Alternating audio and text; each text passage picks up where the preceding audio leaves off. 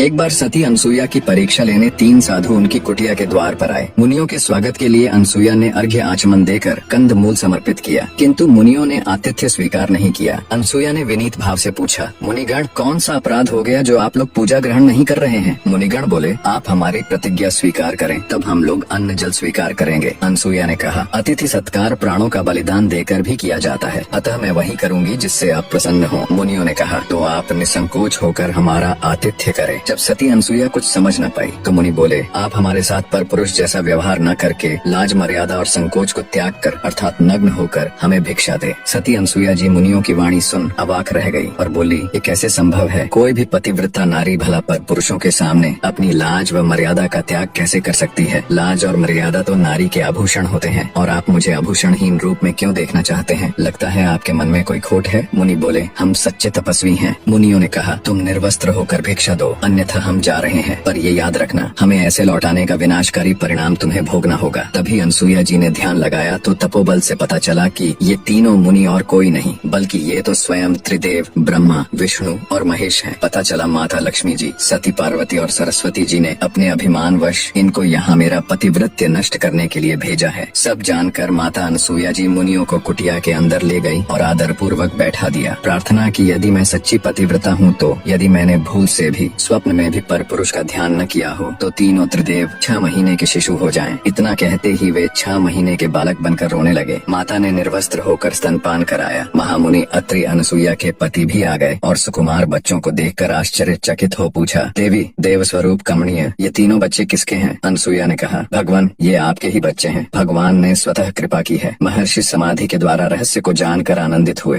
तीनों देव अब छोटे बच्चों के रूप में माँ की गोद में खेलते और माँ से क्रीड़ाएं करते थे। दिन बीते, मास बीता, वर्ष बीता। तीनों देवियां घबरा गईं कि पतिदेव कहाँ चले गए। उन्हें इतना समय तो नहीं लगना चाहिए था। वे घर से निकल पड़ी और मंदाकिनी के तट पर पहुँच गई। इस बीच नारायण नारायण की ध्वनि के साथ नारद उपस्थित हो गए। देवियों ने किसी तरह नारद को रोका और विनय के साथ पूछा, तीनों देवता कहाँ चले गए? नारद ने अंगुली के संकेत से बताया, देखो देखो, वे अनसुईया की गोद में खेल रहे हैं। तीनों ने नम्रता से कहा, नारद, हम इस आश्रम में जाना चाहती हैं। अनसुईया अप्रसन्न तो नहीं होंगी? जो देवियां थोड़े समय पहले जिस अनसुईया की पतिव्रता को अपने अहंकार वश नष्ट करना चाहती थी, जिन्हें लगता था कि उनसे बड़ी पतिव्रता एक साधारण भूलोकवासी कैसे हो सकती है, अब वो उनकी पतिव्रता की ताकत देख उनके सामने जाने से भी घबरा रही थी। नारद ने कहा, अरे देखती नहीं कि तुम्हारे पतिदेव बच्चे बने हुए किलकिला रहे हैं? सती जहाँ बैठाती है वहाँ बैठते हैं, जहाँ लिटाती हैं वहाँ लेटते हैं। अब जाओ, पति की आशा छोड़ राम राम जपो। अंततः देवियों ने भूल स्वीकार कर कहा, नारद, अनसुईया से बढ़कर कोई पतिव्रता नहीं है, हम लोग इसे मानती हैं। हम अब किसी गुणवान के प्रति ईर्ष्या नहीं करेंगे। नारद ने कहा, तुम लोग सती की शरण में जाओ, कल्याण होगा। बच्चों को सती के वश देख वे भयभीत होकर घर के अंदर जाने का साहस नहीं कर रही थी। इसी बीच अनसुईया मंदाकिनी में स्नान कर गीले वस्त्रों में अंदर गई तो तीनों देवियों ने कुटी के द्वार पर खड़ी होकर कहा, माता जी, हम भीतर आएं? अनसुईया ने उनसे पूछा, तुम कौन हो? उन्होंने कहा, हम आपकी पुत्र वधू हैं। अनसुईया ने कहा, बहुओं को घर में आने के लिए क्या पूछना, तुम्हारा ही घर है, चलिए आओ। लज्जा से नम्रमुखी होकर तीनों ने प्रवेश किया और अनसुईया के पैर छुए। इतने में अत्रि ऋषि आ गए। वे तीनों घूंघट डालकर एक और बैठ गईं। महर्षि ने पूछा, देवी, ये तीनों कौन हैं? देवी ने कहा, ये तीनों आपकी पुत्र वधुएं हैं। देवी, तुम तो बड़ा कौतुक करती हो, अब बड़ी बहुएं भी आ गईं। अत्रि ने आश्चर्य पूर्वक कहा।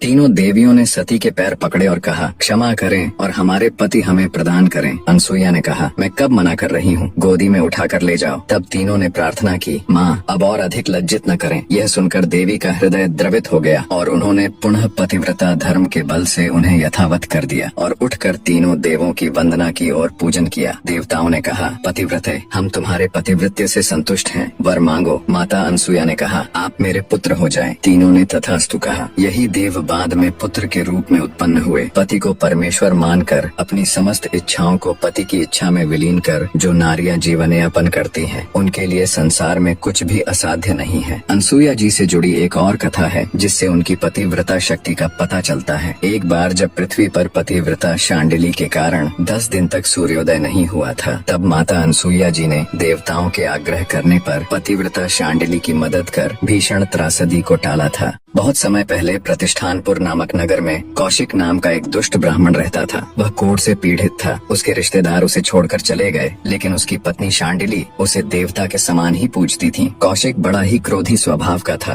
वह शांडिली का बिना किसी कारण अपमान करता रहता, लेकिन वह सुनती रहती। दिन भर अटारी में बैठकर आने जाने वाली स्त्रियों को बुरी नजर से ताकता था। एक दिन नगर के राजा के यहाँ से एक वैश्या निकली, जिसे देखकर कौशिक की काम वासना जागृत हुई। उसने अपनी पत्नी शांडिली से कहा, कुछ देर पहले मैंने यहाँ एक सुंदर वैश्या को जाते देखा था, क्या तुम मुझे उसके पास ले चलोगी? पति के मुख से दूसरी स्त्री, वो भी वैश्या, के पास जाने की बात सुनकर भी शांडिली को क्रोध नहीं आया, बल्कि वह पहले उस वैश्या के घर गई और वैश्या के सामने अपने पति की इच्छा व्यक्त की। वैश्या ने उसे बहुत सारे धन और उसके पति के साथ आधी रात को आने के लिए कहा। यह सुनकर शांडिली अपने घर लौट आई। अपने ही पति को वैश्या के पास ले जाने के लिए शांडिली ने सारे आभूषण इकट्ठे किए। जब रात हुई तो शांडिली जी ने अपने कोढ़ से घर्षित पति को कंधे पर उठाया और चल पड़ी। जिस मार्ग से वो अपने पति को लेकर जा रही थी, उसी मार्ग में थोड़ी आगे मांडव ऋषि को चोरी के संदेह में राजा ने सूली पर चढ़ा दिया था। हालांकि मांडव ऋषि के पास भक्ति की इतनी ताकत थी कि वो चाहे तो अपनी मंत्र शक्ति से सजा से बच सकते थे, परंतु जब वो एक छोटे बच्चे थे तो चींटियों को कांटे चुभोया करते थे। अब उन्हें ये सजा उसी के फलस्वरूप मिली है, ये वे भली भांति जानते थे। तो अपने कर्मों को काटने के लिए वे सूली की सजा भुगत रहे थे। तभी वहाँ से शांडिली गुजरी। काफी अंधेरा होने के कारण उनके पति का पैर सूली से लग गया, जिससे सूली हिलने लगी और ऋषि को असहनीय पीड़ा हुई। पीड़ा से छटपटाते ऋषि ने शाप दिया, जिसने भी इस सूली को हिलाया है, सूर्य उदय होने से पहले उसकी मृत्यु हो जाए। शांडिली ऋषि का शाप सुनकर कांप उठी और उनसे आग्रह किया, महाराज, अंधेरा ज्यादा होने के कारण अनजाने में मेरे पति का पैर सूली से लग गया, कृपया अपना शाप वापस ले ले।